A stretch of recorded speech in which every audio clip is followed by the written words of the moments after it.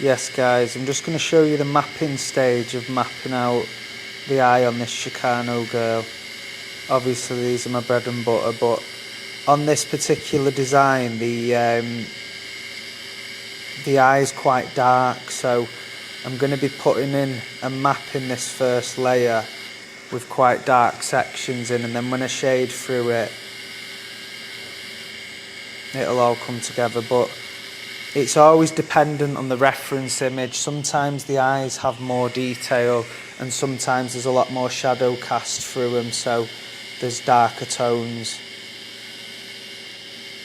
When I'm doing the eyelashes, I'll always branch across the eyelash, across each one, lift out the skin slightly and then run back down the eyelash to give it different thicknesses. Rather than it looking like a thin line, it gets thicker towards the bottom. So that's how I generate this. I'll glide up the eyelash and then back down, letting it thicken towards the bottom.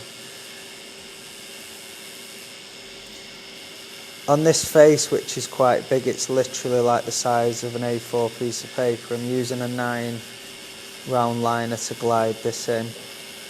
But you can see I'm moving quite fast and effective. Colouring in as I go. Kyle, just 5 minutes of doing a demo, bro. So you can see I'm moving quite fast, getting these sections filled in. I'm going to map the eye, the eyebrow, and also the 2 clown features as well on this demo, just to show you quickly.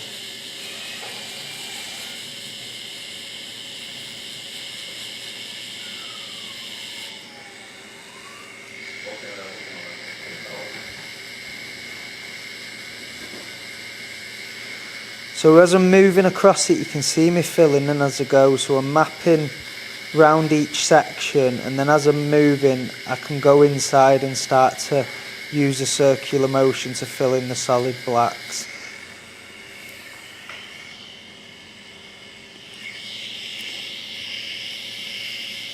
So from here, I'm angling my machine backwards and then gliding that circular motion forward, giving the needle enough time to saturate.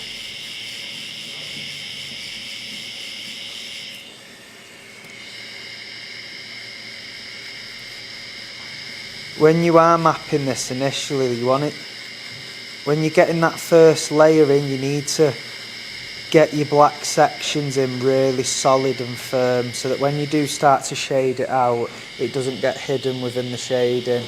So it'll almost look still really prominent through the shading.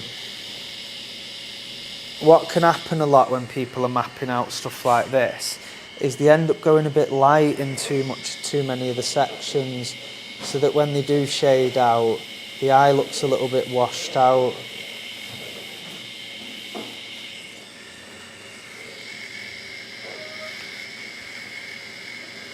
As I'm moving across as well, I'm checking as I go, so I can see little bit gaps and little bits of mist, so I nip back over and just make sure them bits are in solid.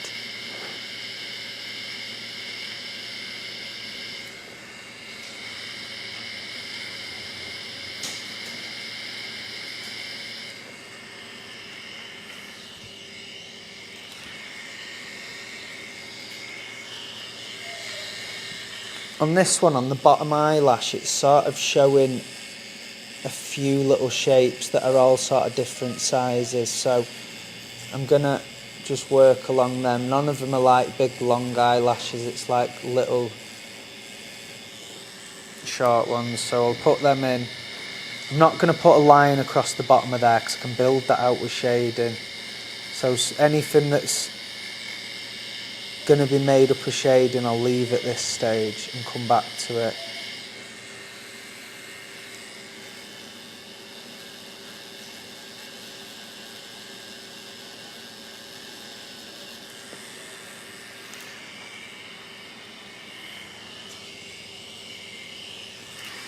So with the eyebrow then, what I'll always tend to do, I mean I'd stand in a different position, but because of where the camera is, I'm going to sort of work backwards So from this point here, I'll feather that curve to get them first eyebrow hairs in, and then as it contours round, I'll start to generate the strokes to sort of curve back on himself.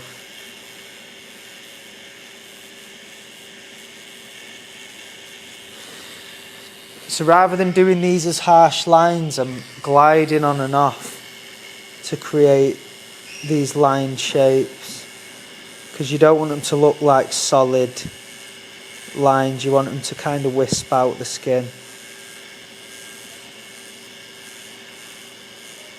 So I'm travelling back and forth across each line multiple times. Again with this, when you've been across the eyebrow to get the detail section, and I'll whiz back through it with a shade to sort of bring out the dark features in the eyebrow, and that's what's going to bring the shape together as well.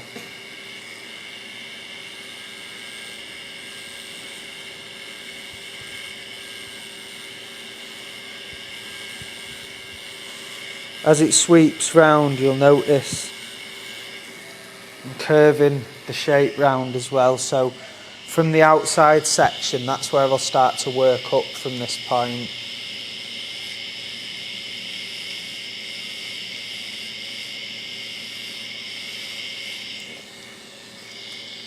We're still in the middle, yeah. So as I'm curving round, and then I'll just get it to meet into this other one.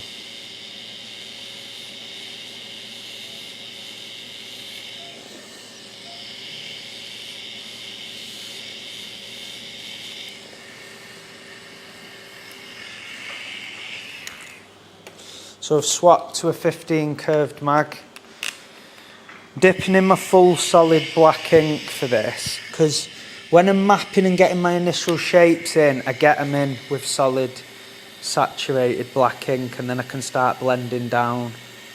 So just to get this point sharp and really dark, I'm going to use my full black ink, and I'm just wiggling little circles with my needle horizontal, and then as it glides down, I'm using like a push stroke. You can see how I'm contouring as well along that shape. You can drag that as well if you need to.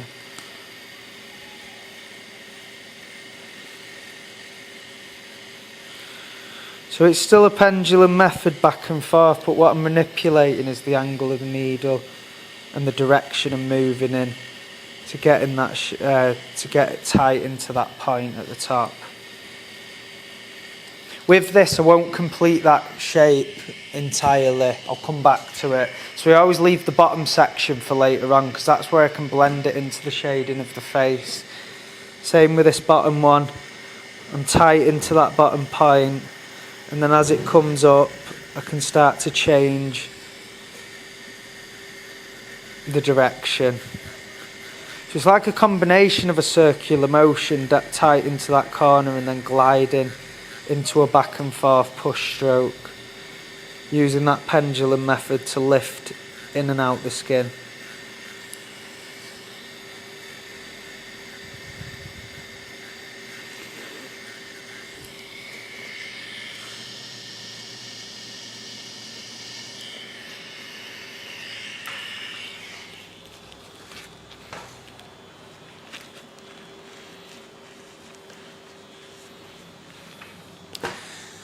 So on that bottom eyelid, at this stage, that curve of the bottom eyelid, I'll always generate the lower eyelid with shading only. So where the curve at the bottom is a little bit darker, I can feather that in and then come back to that in a bit.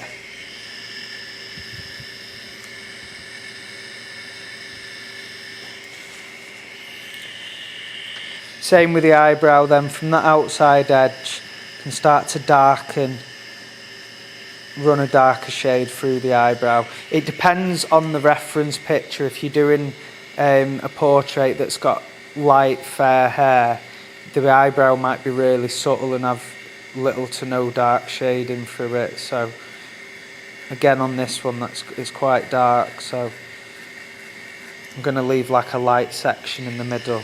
Run shading from both edges.